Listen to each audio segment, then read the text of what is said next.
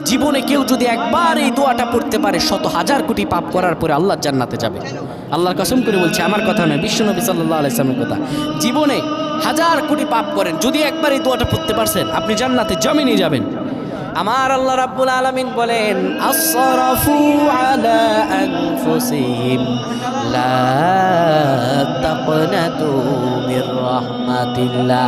বান্দা নিজের উপর জুলুম করেছো, গুনাহ করতে করতে গুনাহের গহ্বরে চলে গেছো, হতাশ হয়ে যেও না রে বান্দা।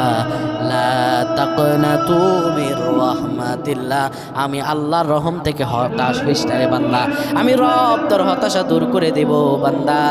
আপনি যদি এই দোয়াটা পড়তে পারেন, এটা হলো নবীজি বলেছেন, মান ক্বালা লা ইলাহা ইল্লাল্লাহ দাখালাল জান্নাহ, কোনো ব্যক্তি যদি লা ইলাহা ইল্লাল্লাহ দাখালাল জান্নাহ পড়তে পারে, ওই ব্যক্তি আল্লাহর জান্নাতে প্রবেশ করবে। আমার আল্লাহর জান্নাতে সে ব্যক্তি যাবে।